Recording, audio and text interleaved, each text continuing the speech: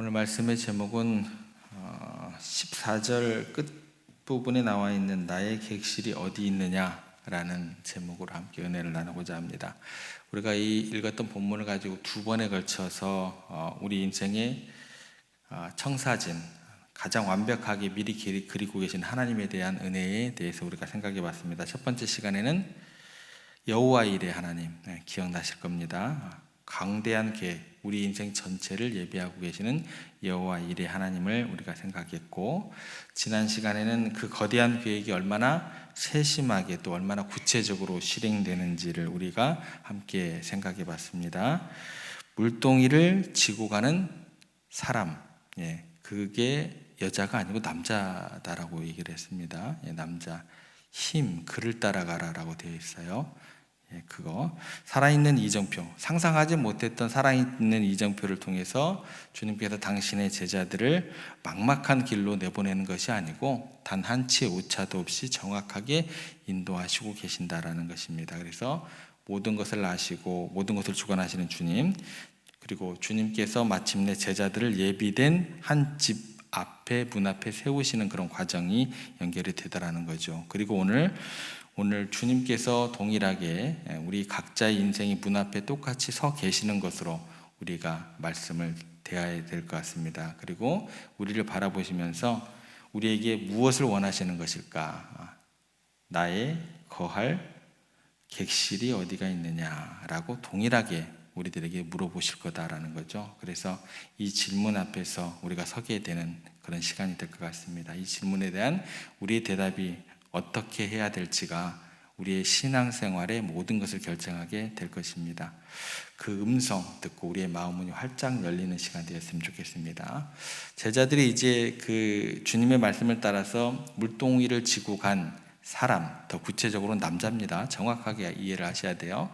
그 사람을 묵묵히 따라가게 됩니다. 그리고 여기가 맞는지 틀리는지 묻지도 않고 그냥 따라가게 되는 거예요. 의심의 눈초리를 보내지 않고 그 사람을 따라가게 됩니다. 그저 앞서가는 그 발걸음만 보고 한 걸음 한 걸음 믿음으로 그 사람을 따라가는 걸음을 내딛게 됩니다. 마침내 그들이 도착한 곳은 예루살렘 성 안에 있는 그저 평범한 한 집 앞에 이르게 됩니다. 이제 주님께서 명령하신 말씀을 그 집 주인에게 전달해야 돼요. 그 이야기가 14절 말씀에 나옵니다. 어떤 이야기를 전달해야 되냐면, 어디든지 그가 들어가는 그 집 주인에게 이르되 선생님의 말씀에 내가 내 제자들과 함께 유월절 음식을 먹을 나의 객실이 어디 있느냐 하시더라 하라.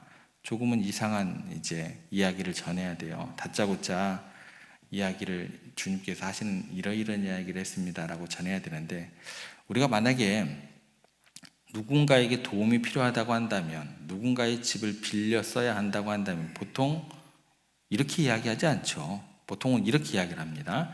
정말 죄송한데 저희 선생님께서 잠시 머물다 갈 어디 구석방 하나 있으면 이렇게 조심스럽게 빌릴 수 있을까요? 이렇게 이야기를 해야 됩니다.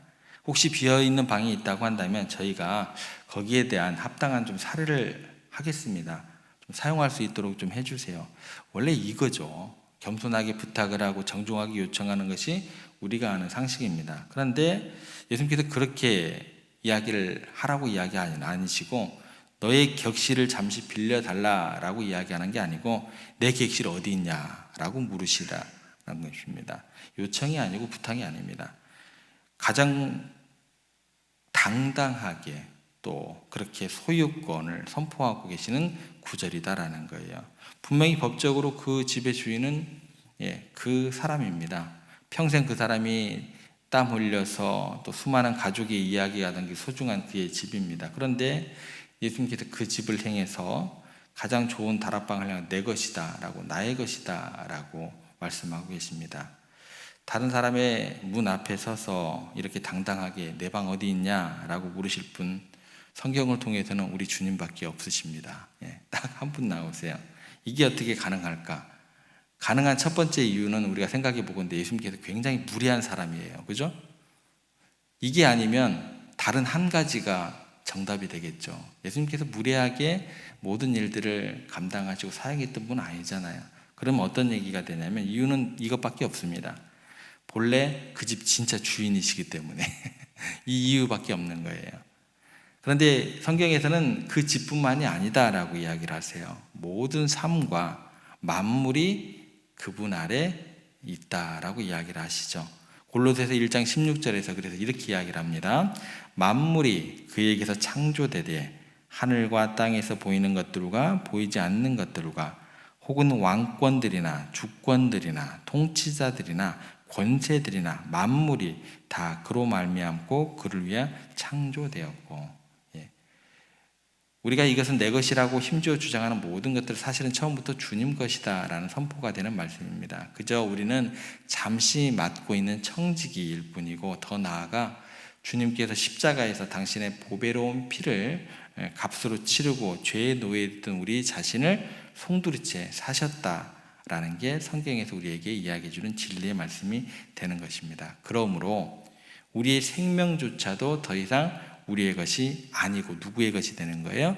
우리 주님의 것이 되는 것입니다. 그래서 주님께서 나의 객실이 어디 있느냐라고 물으신 것은 주인으로서 너무나 당연한 권리를 행사하는 것이고, 오히려 만약에 우리가 주님 이것이 제 것입니다 라고 말하는 것이야말로 만물의 주인이신 그분의 주권 앞에서 우리의 어리석은 어떤 고백이 될 수 있다라는 것 우리가 기억했으면 좋겠습니다. 아무리 이게 성경 말씀이라도 이런 말씀 들으면 기분이 좋아요, 안 좋아요? 내 것 주님께서 뺏어가는 것 같이 느껴지잖아요. 기분 좋은 사람 아무도 없습니다. 그죠? 예. 그런데 이 내용을 가지고 이렇게만 접근하면 안 돼요. 다른 영적인 원리를 가지고 여기에다 덧붙여야 돼요. 어떤 내용이냐면 이런 것을 발견하셔야 된다는 것입니다. 주님께서 이 어처구니 없는 요구죠. 주님께는 당당한 요구가 되겠지만 우리에게서는 어처구니 없는 요구죠. 이 요구를요, 아무에게나 하실까요? 라는 질문을 던져보시기 바랍니다. 이게 같이 연결이 돼야 돼요. 이것 따로 하면 전혀 은혜가 안 돼요. 이런 요구를 아무에게나 하실까요? 당시 예루살렘에 집 가진 사람이 이 사람 한 명뿐이었을까요? 이렇게 접근을 해보셔야 된다는 거예요. 아니죠. 그죠? 더 크고 더 화려하고 더 웅장한 집들이 분명히 엄청나게 많았을걸요. 그죠? 별장도 있고 얼마나 풍경이 좋은 곳인데요, 그곳이. 그런데 주님은 마음이 굳어있고 교만한 사람에게 찾아가셔 내 방 내놔 라고 억지로 요구하지 않으신다라는 거예요. 주님은 이미 그 집주인의 마음의 중심을 알고 계십니다. 그가 어떤 마음을 가지고 있는지, 어떤 믿음의 사람인지, 나를 얼마나 사모하고 기다리고 있는지, 그의 삶이 하나님을 향한 사람의 삶인지, 그 마음이 활짝 열려 있는지 다 알고 계신다라는 거예요. 그래서 주님의 이 부르심은요, 그 집 주인에게는 부담이 아니라 뭐가 되는 거예요? 영광이 되는 거예요. 내가 인정받는 순간이 되는 거예요. 하늘의 축복이 임하는 시간이 되는 거예요. 이제 좀 기분이 좀 덜 나쁘세요? 그러셔야 돼요. 내가 수많은 사람들 중에 바로 너의 믿음을 안다. 너는 나를 주인으로 인정하는 나의 사람이다. 그렇기 때문에 내가 바로 너의 집에 머물기를 원한다. 내가 너의 모든 것이 되기를 원한다. 그 말씀인 거죠. 이것이 주님의 속마음이 되는 겁니다. 만약 오늘 주님께서 여러분의 삶에 찾아오셔가지고 여러분이 가장 아끼는 무언가를 요구하신다고 한다면, 그래서 부담이 되겠지만 온전히 부담으로 느끼지 않으시면 좋겠다라는 거예요. 주님께서 여러분들을 그만큼 어떻게 하는 거예요? 신뢰하시는 거예요. 인정하시는 거예요. 그만큼 여러분을 사랑하신다라는 뭐가 되는 거예요? 증거가 되는 거예요. 그래도 기분 나쁘세요? 주님과 깊은 사귐 가운데 있는 자에게만 주시는, 주님께서 주시는 특별한 특권이 되는 겁니다. 그래서 주인의 요청에 이름 모을 집주인이 어떻게 반응하는가, 15절 말씀을 보면 그 반응이 이렇게 나와요. 그리하면 자리를 펴고 준비한 큰 다락방을 보이리니 거기서 우리를 위하여 준비하라 하시니, 네가 뭔데? 라고 이야기하지 않고 큰 다락방, 망설임이 없습니다. 누구신데 그런 말씀을 하십니까? 예약은 하셨어요? 이런 얘기를 안 했어요. 왜 갑자기 제 인생에 끼어드세요? 하나님이 뭔데? 그렇게 이야기하지 않았어요. 세상적인 질문이 전혀 없습니다. 그는 즉시 자리를 펴고 준비한, 그리고 그 집에서 가장 크고 좋은 방을 기쁨으로 보여주리라. 그리고 보여줬다라는 거예요. 마침 오랫동안 주인이 돌아오기를 손꼽아 기다렸던 충성된 천지기처럼 이렇게 말하는 것입니다. 물론입니다. 이 모든 것이 다 주님의 것입니다. 언제든지 무엇이든지 주님께서 원하시는 대로 사용하시옵소서. 이것이 진짜 헌신이 되는 거예요. 내가 가진 것 일부를 마지못해 떼어드리는 것이 아니라 모든 것의 소유권이 주님께 있음을 기쁨으로 인정하면서 주님이 내가 좀 써야겠다 하실 때 아멘 주님, 제가 잠시 보관하고 있었을 뿐입니다. 주님께서 쓰신다고 하니 제가 너무나 기쁘게 됩니다. 기꺼이 내드리는 것, 이게 진정한 헌신이 되는 것입니다. 예전에 제가 한 권사님의 그 이야기가 생각이 나요. 그분이 혼자 지내시면서 집 안방, 안방에서 안 주무세요. 예. 작은 방에서 주무고 안방을 항상 비워놓고 깨끗하게 했던 권사님이세요. 언제든지 찾아오실지 모르는, 이렇게 옛날에는 이렇게 부흥회 같은 건 목사님, 또 선교사님, 강사 목사님 들어오시잖아요. 그 방 내어드려.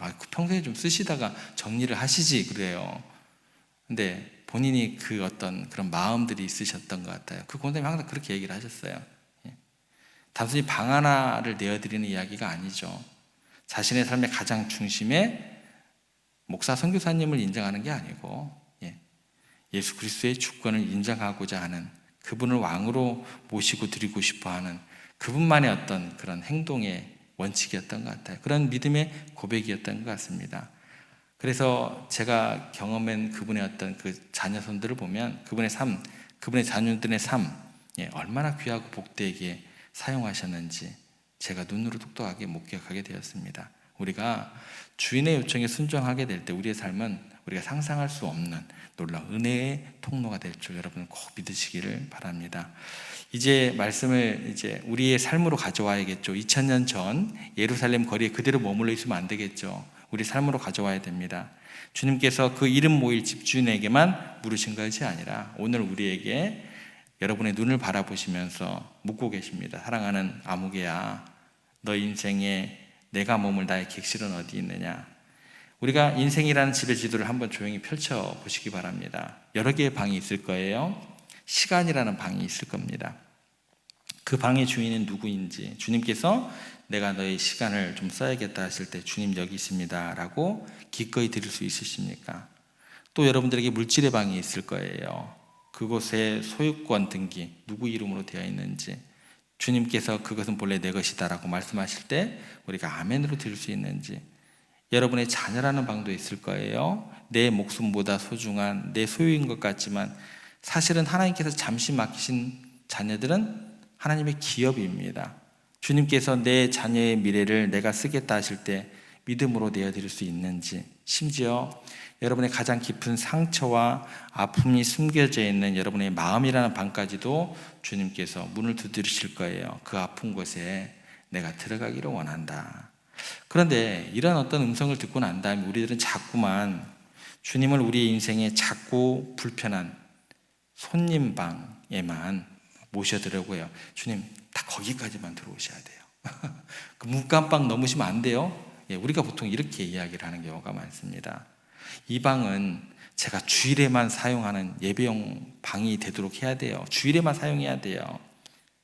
제 마음대로 하고 싶어요. 이거는 제 자녀의 방입니다. 제가 세운 완벽한 계획이 있어요. 그런데 주님은 결코 우리 가운데 손님이 되기를 원하시지는 않습니다.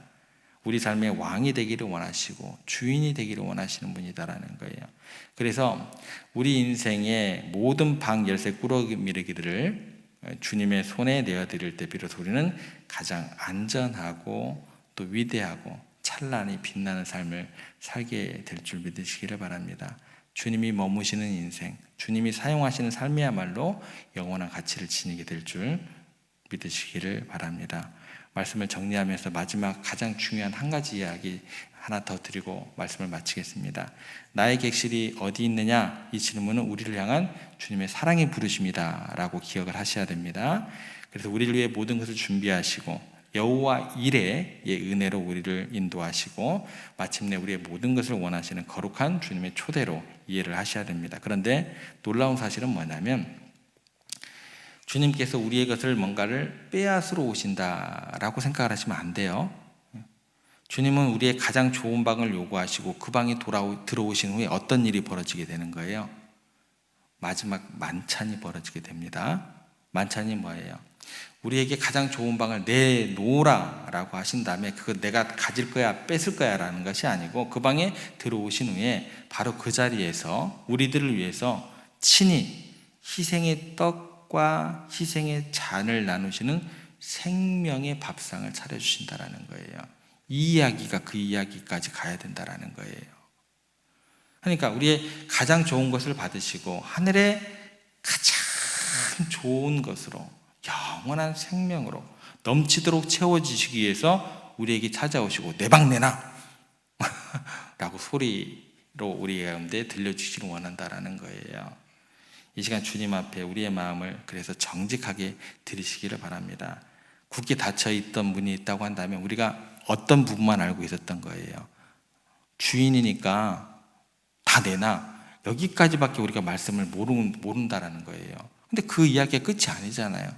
그죠? 내 마음의 중심이 어떠한지 정말 많은 사람들 가운데 나를 선택하셔서 내가 너 마음 가운데 좌정하기를 원한다. 근데 그것도 좋은 방을 내어드릴 때 그게 끝이 아닌 거잖아요.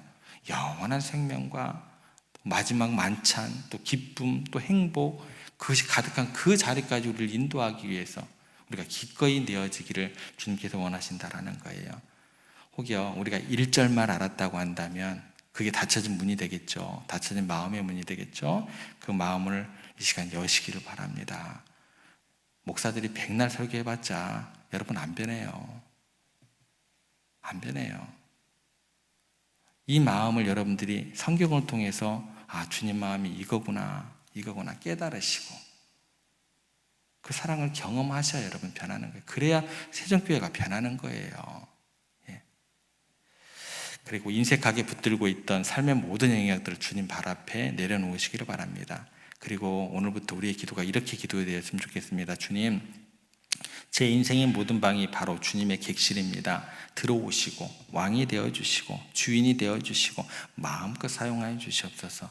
이 고백이 우리의 진실한 기도가 될 때 주님께서 우리 안에 온전히 거하시고 우리의 삶을 통해서 가장 거룩하고 가장 영광스러운 마지막 만찬 유월절 잔치를 날마다 베풀어 주실 줄 믿습니다. 이런 멋진 삶을 살아가는 여러분들 되시고 오늘 하루 되시기를 주님의 이름으로 축복합니다.